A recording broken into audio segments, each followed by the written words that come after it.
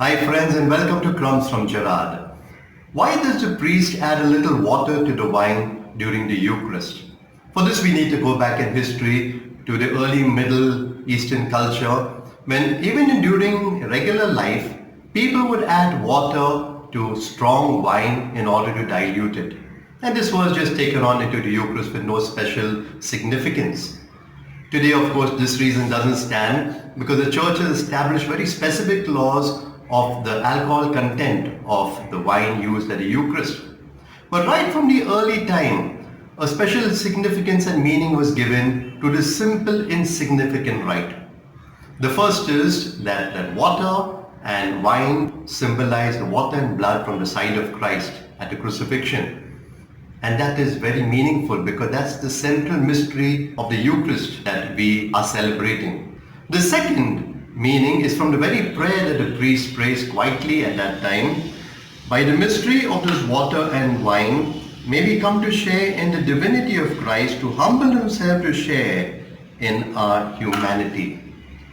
The third meaning was given by Saint Cyprian of Carthage in the 3rd century, when he says that the water and wine symbolize the unity between Christ and his people.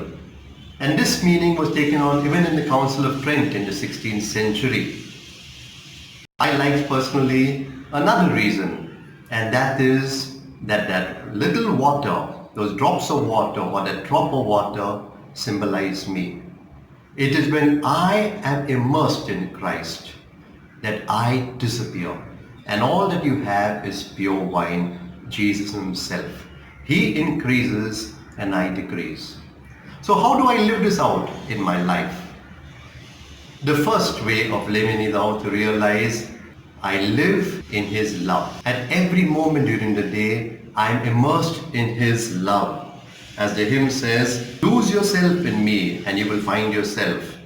Lose yourself in me and you will find new life. Lose yourself in me and you will find yourself and you will live, yes, you will live in my love.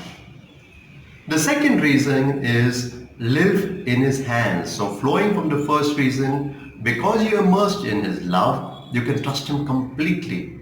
As the quote from Galatians says, it is no longer I who live, but Christ who lives in me. And the life I now live in the flesh, I live by faith in the Son of God who loved me and gave himself for me. So it's not me that lives, now Christ. I live in complete faith in the Son of God who loved me.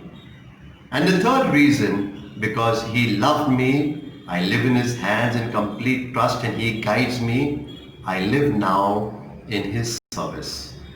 As a beautiful prayer of Cardinal Newman, which Mother Teresa loves, says, Dear Lord, help me to spread your fragrance everywhere I go.